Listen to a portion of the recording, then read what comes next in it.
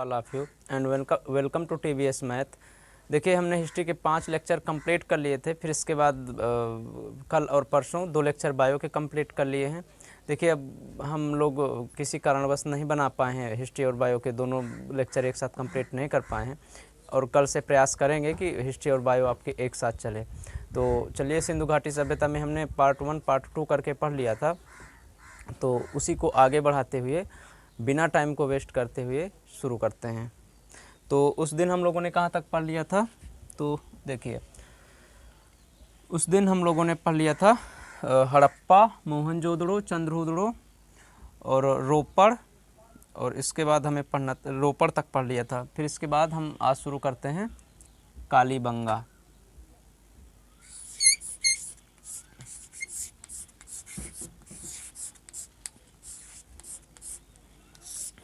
कालीबंगा, तो ये कालीबंगा कहाँ पर? कालीबंगा की खोज किसने की थी? सबसे पहले तो ये, तो कालीबंगा की खोज की थी बीबी लाल और बीके थापर।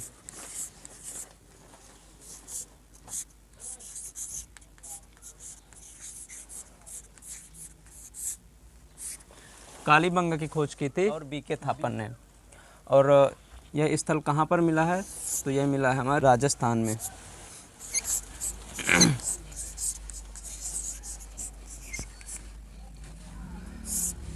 यह मिला है राजस्थान से। और इसकी क्या विशेषता है? किस नदी के किनारे मिला है? तो कालीबंगा जो है ये मिला घग्गर नदी के किनारे से। घग्गर, और घग्गर नदी को वर्तमान में क्या कहते हैं? सरस्वती नदी। सरस्वती इसका प्राचीन नाम था, इस समय इसको घग्गर कहते हैं।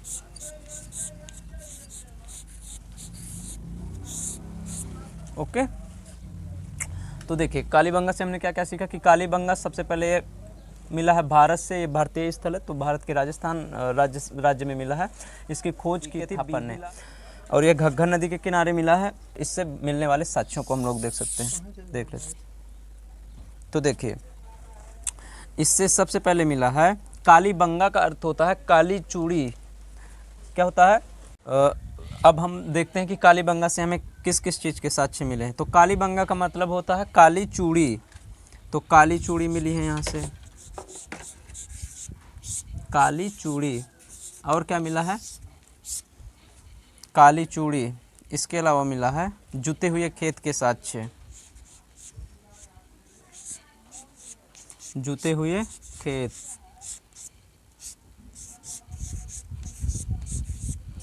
जुते हुए खेत मिले हैं। और क्या? तो कालीबंगा में जो है यहाँ हवन कुंड के साक्ष्य भी मिले हैं। हवन कुंड, हवन कुंड। और क्या मिला है? तो और मिला है अलंकृत ईंट।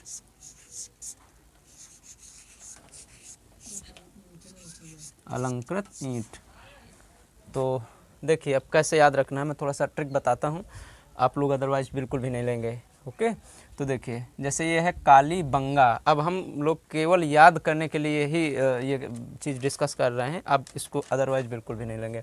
तो जैसे मान लीजिए किसी की बीबी काली है, तो अगर वह चूड़ी मांगती है तो उसके एक थापर मिला के मारो, तो एक से बन गया बी के थापर। थोड़ा सा याद करने के लिए अब इतना एक ही जगह में भी तो रख ही सकते हैं, तो उसके एक थापर मिला के मारो कि वो लाल पड़ जाए, तो यहाँ से याद रख लेंगे कि बीबी के थापर मारा तो बीबी लाल। तो इस तरह से आप इसको याद रखिए। ओके, और इसको तो आप याद ही रख लेंगे कि यह राजस्थान में है, घग्गर नदी के किनारे है। यहाँ से काली चूड़ी, कालीबंगा का अर्थ होता है काली चूड़ी, और जुते हुए खेत और हवन कुंड। लेकिन वास्तविकता में ऐसा आप लोग कभी करिएगा नहीं कि इस तरह की हरकत आप लोग करें। मुझे उम्मीद है वैसे आप लोग इस तरह नहीं करेंगे, चूँकि उसका खामियाजा फिर आप लोग जानते हैं कि क्या हो सकता है। तो हम लोगों ने राजस्थान भी पढ़ लिया। राजस्थान में यही इम्पोर्टेंट है, यही स्थल मिला राजस्थान से। इसके बाद पढ़ते हैं हरियाणा। हरियाणा से क्या क्या मिला? तो देखिए, हरियाणा से 2 महत्वपूर्ण स्थल मिले हैं। नंबर पहला बनवाली, और नंबर दूसरा है राखीगढ़ी। राखीगढ़ी। तो देखिए, पहले हम लोग पढ़ते हैं बनवाली।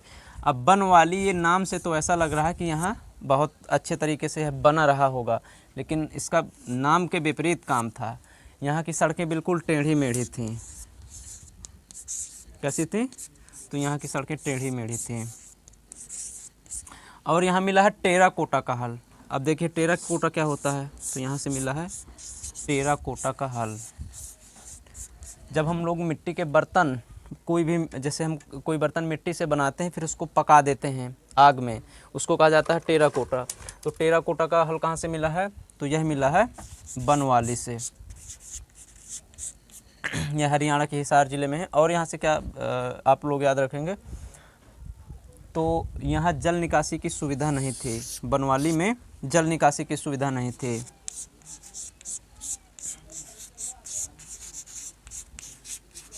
जल निकासी की सुविधा नहीं, तो निकासी की सुविधा नहीं होगी तो यहाँ सोखता मिले हैं ताकि ये जल को सोख लें। ओके, तो आप यहाँ से ये याद रखिए बनवाली। बनवाली, बनवाली नाम से लगता है कि ये बना रहा होगा, लेकिन ये बिल्कुल ऐसा नहीं था। यहाँ की सड़कें बिल्कुल टेढ़ी मेढ़ी थी। टेराकोटा का हल मिला है यहाँ से, और जल निकासी नहीं मिली है, इसलिए यहाँ मिला है सोखता। तो ये पूरा हुआ हमारा बनवाली। अब इसके बाद पढ़ते हैं राखी गढ़ी।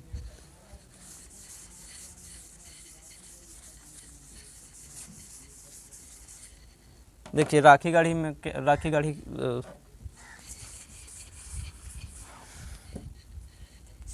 राखी गढ़ी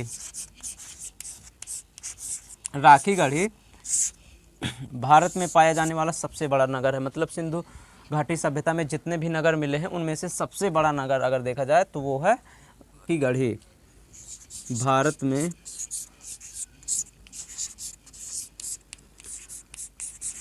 पाया जाने वाला सबसे बड़ा नगर। उस दिन मैंने धोखा से लिखवा दिया था कि सबसे बड़ा नगर जो है वो था धौलावीरा, तो वह एक पुरानी बुक से मैंने पढ़ लिया था, उसमें करेक्शन नहीं हुआ था। पहले धौलावीरा को ही माना जाता था, लेकिन अब हाल ही में मतलब इसको माना गया कि राखी गढ़ी सिंधु घाटी सभ्यता में वर्तमान भारत में पाया जाने वाला सबसे बड़ा नगर था। अगर ओवरऑल पूरी सिंधु घाटी सभ्यता में पूछा जाए कि सबसे बड़ा नगर कौन था, तो वो था मोहनजोदड़ो। लेकिन मोहनजोदड़ो भारत में नहीं है, तो आप नोट करके यहाँ पर लिख लीजिए। नोट में लिख लीजिए कि सिंधु घाटी सभ्यता में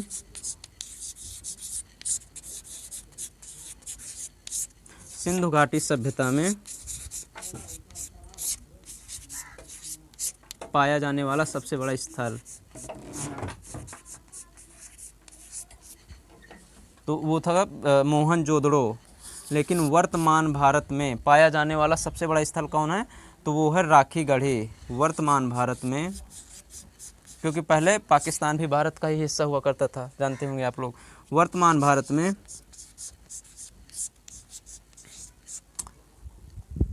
पाया जाने वाला सबसे बड़ा स्थल, तो वो है हरियाणा का राखी गढ़ी। तो यहाँ से हम लोगों ने याद रख लिया बनवाली और राखी गढ़ी। अब आगे बढ़ते हैं गुजरात में।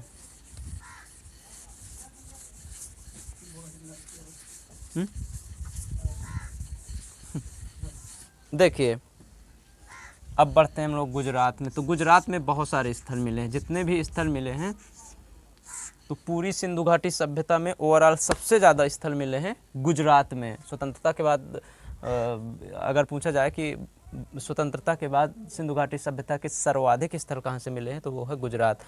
लगभग 350 स्थल टोटल मिले हैं सिंधु घाटी सभ्यता में। उनमें से 200 या 200 से थोड़ा सा ज़्यादा केवल गुजरात में मिले हैं। तो देखिए गुजरात में हम देख लेते हैं कि कौन कौन से स्थानों से मिले हैं गुजरात के। तो गुजरात में सबसे पहले आता है धौलावीरा।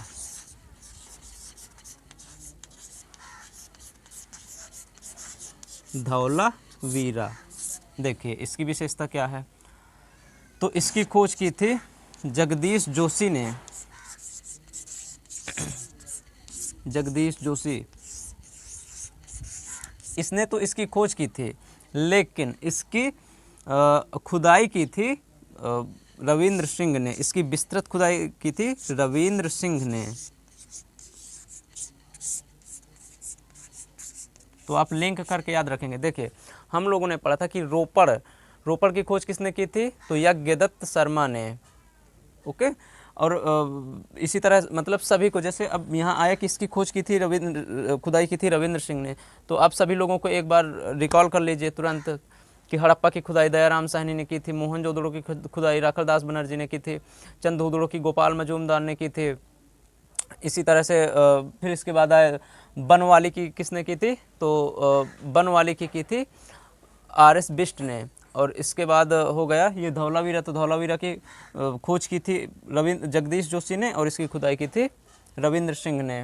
ओके, तो ये रविंद्र सिंह इसकी खुदाई। और देखिए इसकी सबसे अलग विशेषता क्या थी कि यहाँ की नालियों का यहाँ प्रबंधन बहुत अच्छे तरीके से था। तो नाली प्रबंधन बहुत उच्च तरीके का था यहाँ का। कैसा था नाली प्रबंधन? बहुत उच्च तरीके का। क्यों था? क्योंकि यहाँ लकड़ी की नाली बनी थी, लकड़ी की नाली। पूछेगा कि सिंधु घाटी सभ्यता के किस स्थल से लकड़ी की नालियाँ प्राप्त हुई हैं, तो वो है धौलावीरा। और धौलावीरा की एक सबसे प्रमुख विशेषता थी कि देखिए जैसे सिंधु घाटी सभ्यता में क्या होता था कि जैसे कोई भी स्थल है तो वह 2 पार्टों में डिवाइड होता था, एक ये पश्चिम और एक पूरब, 3 खंडों में डिवाइडेशन हुआ, 3 खंडों में ये डिवाइड हुआ था। तो ये अकेला ऐसा केवल एक स्थल है गुजरात में मिला है धौलावीरा में, जिसमें 3 खंड मिले हैं, बाकी सब में 2 खंड मिलते थे पूर्व पश्चिम। तो देखिए अब 2 खंड मिलते थे, मान लीजिए पूर्व पश्चिम, तो जो पश्चिमी भाग था, जो पूर्वी भाग था वह थोड़ा सा ऊंचा हुआ करता था। जैसे ये हो गया पश्चिम, ये हो गया पूरब। यहाँ धनाढ्य लोग रहा करते थे, जो संभ्रांत लोग होते हैं, अमीर होते हैं, बिजनेसमैन होते हैं, तो यहाँ ये लोग रहा करते थे। और यहाँ गरीब और जो मजदूर वर्ग के लोग होते हैं तो वो रहा करते थे नीचे वाले स्थलों में। तो सिंधु घाटी सभ्यता कैसे बटी थी?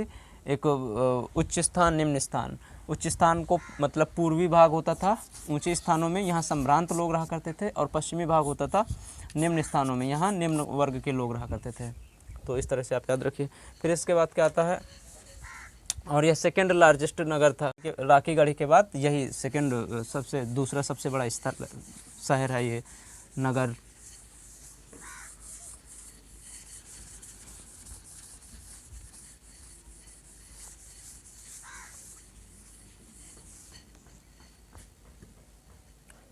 देखिए अब इसके बाद हम लोग पढ़ते हैं सुरकोटदा, ये भी गुजरात में ही मिला है। सुरकोटदा, सुरकोटदा से क्या क्या मिला है? तो देखिए सुरकोटदा से घोड़े की हड्डियों के साक्ष्य मिले हैं, घोड़े की हड्डी। अब पूछेगा कि सिंधु घाटी सभ्यता के लोग घोड़े से परिचित थे या नहीं, तो ये लोग घोड़े से परिचित नहीं थे, तो भैया फिर यहाँ घोड़े की हड्डी के साक्ष्य कैसे मिल गए? तो अनुमान ये लगाया जा रहा था कि 1 या 2 घोड़े की हड्डी के साक्ष्य मिले हैं। तो इनका व्यापार होता था फारस कहते हैं वर्तमान ईरान को।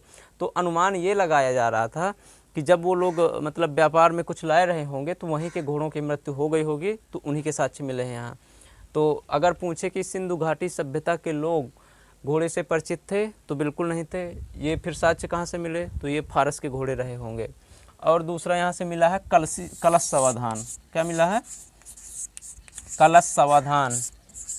अब ये क्या होता है कलश समाधान? तो देखिए कलसी तो आप सभी लोग जानते होंगे, घर में पानी पीने के लिए यूज करते हैं। तो कलसी में भर के यहाँ सबों को दफनाया जाने लगा था। कैसे दफनाया जाता था? तो कलसी में शव को भर देते थे। अब जितनी बड़ी भी उनकी कलसी रहती रही होगी, क्योंकि अब तो नहीं भर सकते हैं कलसी में, आप लोग अनुमान लगा ही सकते हैं। तो ये कलश समाधान कहाँ से मिला है? सुरकोटदा से। और घोड़े की हड्डी के साक्ष्य कहाँ से मिले हैं? तो ये भी सुरकोटदा से। फिर इसके बाद आ जाता है अगला स्थल गुजरात का। गुजरात का अगला स्थल आता है लोथल। अब इससे बहुत सारे क्वेश्चन बनते हैं। तो देखिए लोथल किस नदी के किनारे है? तो ये है भोगवा नदी के किनारे।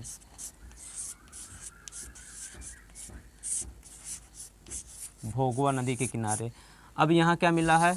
तो देखिए गुजरात में अब समुद्र तो है ही, अरब सागर आप लोग जानते होंगे। तो यहाँ एक बंदरगाह मिला है। क्या मिला है? बंदरगाह। इसी को कहते हैं पत्तन, इसी को कहते हैं गोदीवाड़ा, और इन तीनों को इंग्लिश में कहते हैं सी पोर्ट। इनको कहते हैं सी पोर्ट। तो आप याद रखिए कि बंदरगाह कहाँ से मिला है, गुजरात के लोथल से। बंदरगाह कहे, पत्तन कहे, गोदीवाड़ा कहे, तीनों एक ही चीज़ है। यह भोगवा नदी के किनारे मिला है। और यहाँ से हमें साक्ष्य मिला, चूँकि देखिए बंदरगाह है तो बंदरगाह के किसका है, बंदर रहा होगा। और विदेशी व्यापार, देखिए ऐसे तो हम लोग मान नहीं लेते हैं, ढीठ लोग होते हैं। प्रूफ करके दिखाओ हमें कि यहाँ नहीं व्यापार होता ही था, तो कैसे मान लें। तो यहाँ फारस की मुहर मिली है। फारस वर्तमान ईरान को कहते हैं। तो फारस की मुहर मिली है यहाँ। अब फारस की मुहर तो ये भी तो हो सकता है कि फारस के लोग कोई आए रहे हों यहाँ, तो गिर गई हो मुहर उनकी। तो इससे तो मतलब कोई ठोस सबूत नहीं मिल रहा है कि यहाँ व्यापार होते ही थे। लेकिन यहाँ की जो मुहर थी वो फारस में मिली है। और यहाँ की मुहर की विशेषता थी कि वह उसमें एक सींग वाले जानवर के चित्र बने होते थे। तो यहाँ की जो मुहर थी वो मिली है फारस में, और फारस की मुहर मिली है भारत में। तो पक्का व्यापार होता रहा होगा। और क्या मिला है यहाँ से, तो देखिए हाथी के दांत मिले हैं यहाँ से। क्या मिला है, हाथी के दांत। अब देखिए हाथी का कपाल हम लोगों ने पढ़ा था कि हड़प्पा में मिला था, हाथी का कपाल। लेकिन पूछेगा कि हाथी का दांत, हाथी के दांत का व्यापार किया जाता है ना, तो हाथी का दांत मिला है लोथल से। कहाँ से मिला है, लोथल से। तो फिर से इसको एक बार रिवाइज करते हैं। तो देखिए लोथल जो है यह भोगवा नदी के किनारे मिला है, और इसमें बंदरगाह, पत्तन, गोदीवाड़ा, इन तीनों चीज़ों को, और इसको सी पोर्ट कहा जाता है। यहाँ फारस की मुहर मिली है, और और जो भारतीय मुहर होती थी उसमें एक सींग वाले जानवर के एक सींग वाले जानवर के चित्र हुआ करते थे। तो भारत की मुहर मिली है फारस में, और फारस की मुहर मिली है भारत में। और हाथी के दांत मिले हैं यहाँ से, हाथी के दांत। कंफ्यूज बिल्कुल नहीं होंगे आप लोग। हाथी का कपाल पूछे तो मारेंगे हड़प्पा, हाथी के दांत पूछे तो मारेंगे लोथल। और इसके अलावा क्या मिला है, तो इसके अलावा यहाँ और दो चीज़ें बहुत महत्वपूर्ण मिली हैं, जिससे क्वेश्चन 100% बनता है। पूछेगा, देखिए जैसे ये होती थी सड़कें, और ये है मान लीजिए घर। तो ये है घर, यहाँ से जा रही हैं सड़कें। तो इन लोगों के जो घर दरवाजे हुआ करते थे वो ऐसे आया करते थे घूम के, ताकि मतलब कोई एक्सीडेंट, दुर्घटना ना हो जाए। लेकिन लोथल केवल एक ऐसा स्थल था जिसमें जो दरवाजे होते थे वह रोड की ओर खुलते थे। अब ऐसा क्यों होता था, लोथल से क्या क्या मिला है, तो लोथल से और क्या मिला है, तो लोथल से मिला है मतलब जो सड़कें होती थी वो मेन दरवाज़ों की ओर खुलती थी। अब ऐसा क्यों होता था, तो चूँकि लोथल से जो है, लोथल एक व्यापारिक एरिया था। अब व्यापार होने में, अब जैसे मान लीजिए ये हुई सड़क, अब यहाँ जाने में दिक्कत होगी ना बैलगाड़ी को, कैसे यहाँ ले जाएंगे। तो मतलब उसको मेन रोड पर लगा देते थे और उससे सामान लाद के अपने इधर उधर व्यापार करते रहते थे। तो सड़कों मतलब दरवाजे सड़कों की ओर कहाँ पर खुले थे, हड़प्पा सभ्यता में किस स्थल में दरवाजे सड़कों की ओर खुले थे, तो वो है लोथल। ओके, तो लोथल से मोस्टली मैंने बता दिया, मतलब जो भी क्वेश्चन आने वाले हैं, और भी कोई छूटेगा तो रिवीजन के समय उसको कवर कर लेंगे। अब इसके बाद लोथल के बाद क्या रह गया, अच्छा लोथल से ही मिला है गोदीवाड़ा सॉरी युगल समाधान। गोदीवाड़ा तो मैंने बता ही दिया है। युगल समाधान क्या मिला है, युगल समाधान। अब ये क्या होता है युगल समाधान, तो युगल समाधान का मतलब होता है पति पत्नी को एक साथ बंद करके जला देना। जो कि मतलब अब ऐसा क्यों होता है, तो ये होता है सती प्रथा में, पति के साथ पत्नी को दफना देना। लेकिन ये बहुत कम ही मात्रा में मिले हैं, इसलिए मतलब हम ये नहीं कह सकते कि यहाँ सती प्रथा प्रचलित ही थी। बहुत कम जगह ऐसी थी जहाँ ये युगल समाधान मिले हैं। तो ये पढ़ लिया हमने लोथल। गुजरात में हम लोगों ने क्या क्या पढ़ लिया, तो सुरकोटदा, धौलावीरा, लोथल। अब एक स्थल बच जाता है गुजरात का, वो है रंगपुर। रंगपुर, अब रंगपुर में क्या क्या मिला है, तो देखिए चावल के साक्ष्य मिले थे लोथल में चावल के साक्ष्य मिले थे, और रंगपुर में भी लोथल के साक्ष्य मिले हैं। तो यहाँ से आप याद रखेंगे कि लोथल के अलावा चावल के साक्ष्य कहाँ मिले हैं, तो रंगपुर में।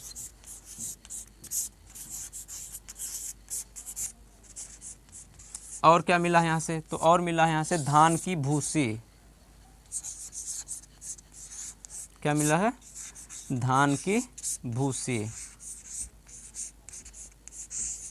तो आप ये याद रखिए। यहाँ से लगभग मैंने सारे के सारे स्थल आप लोगों को बता दिया। अब इसके बाद सिंधु घाटी सभ्यता की विशेषताएं देख लेते हैं, फिर इसके बाद शुरू से लेकर अंत तक इसका एक बार क्विक रिवीजन करेंगे, फिर क्लास को समाप्त कर देंगे।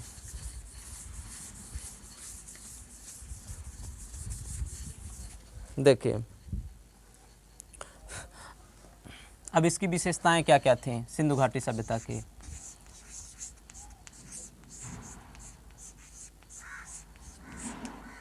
देखिए सबसे पहले तो यह एक शहरी सभ्यता थी। सबसे पहले तो यह एक सबसे पहली शहरी सभ्यता थी, ये कह सकते हैं। शहरी सभ्यता तो थी ही, इसमें कोई डाउट वाली बात नहीं है, लेकिन ये सबसे प्रथम शहरी सभ्यता थी। इस संसार की सबसे पहली सभ्यता कौन सी है, तो वो है मेसोपोटामिया की सभ्यता। लेकिन वो चूँकि ग्रामीण थी, इसलिए अगर पूछे कि दुनिया की सबसे पहली शहरी सभ्यता कौन थी, तो वो है सिंधु घाटी सभ्यता, जिसको भारत सभ्यता भी कहा जाता था। चीन की सभ्यता, ये सारी सभ्यताएँ जो हैं तो ये शहरी थी, लेकिन यह सबसे पुरानी थी हमारी जो सिंधु घाटी सभ्यता थी। तो सबसे पहले एक ऐसी सभ्यता थी, यह सबसे पहली शहरी सभ्यता थी, फर्स्ट शहरी सभ्यता। और इसकी दूसरी विशेषता क्या है, तो देखिए इसकी सड़कें एक दूसरे को समकोण पर काटती थीं। देखिए जैसे एक रोड ये, फिर ऐसे ऐसे काटती थी रोडें, ऐसे ऐसे। अब यहाँ घर बने होते थे इन लोगों के, तो ये इसको कहते हैं ग्रिड सिस्टम। क्या कहते हैं? Grid system. तो ग्रिड सिस्टम कहाँ मिला देखने को, तो ग्रिड सिस्टम मिला है सिंधु घाटी सभ्यता में। और क्या था इसमें, इसकी थर्ड विशेषता क्या है, तो यहाँ की जो नालियाँ हैं वो सिस्टमेटिक ढंग से ढकी हुई थी। और सबसे सिस्टमेटिक नाली कहाँ की मिली है, तो वो मिली है धौलावीरा की। चूँकि यहाँ लकड़ी की नाली थी, तो वह एक प्रॉपरली वो सबसे अच्छी नाली प्रबंधन की व्यवस्था मानी जाती है धौलावीरा की। और चौथी विशेषता थी कि इनका जो व्यापार का मुख्य आधार क्या होता था, तो व्यापार का इनके व्यापार का मुख्य आधार था कृषि। ये लोग कृषि करते थे सबसे ज़्यादा। और ये लोग विदेशी व्यापार, मतलब विदेशों से भी इन लोगों का व्यापार होता था। मैंने बस आज वहाँ से जो है फारस की मुहर मिली है, तो इनका व्यापार विदेशों तक होता था। छठवें नंबर में इसकी विशेषता क्या है, तो यह मतलब मात्र सत्तात्मक सत्ता थी। यहाँ पर माता को ज़्यादा वरीयता दी जाती थी। मतलब अब जैसे पितृ सत्तात्मक सत्ता है, उस समय मात्र सत्तात्मक सत्ता थी। अब देखिए मात्र सत्तात्मक सत्ता थी, तो महिलाओं का दिमाग ज़्यादा क्रिएटिव होता है, रचनात्मक होता है। तो यहाँ से हम लोग अगली विशेषता याद रख लेंगे कि यहाँ की लिपि कैसी थी, तो वो थी भावचित्रात्मक। कैसी थी? भावचित्रात्मक। मतलब इसको पढ़ा नहीं जा सका है। जैसे मेरे मन में कुछ आया, कोई भाव आया, तो मैंने उसका चित्र बना दिया सीधे। बहुत अच्छे से नहीं ये लोग चित्र बना पाते थे, क्योंकि उस समय इतना ज़्यादा डेवलप नहीं थे ये लोग, लेकिन फिर भी प्रयास करते थे। तो और लिपि कैसी हुई? भावचित्रात्मक। अब इसकी अगली विशेषता क्या है तो देखिए यहाँ जो माप तौल की न्यूनतम इकाई होती थी, माप तौल की न्यूनतम इकाई,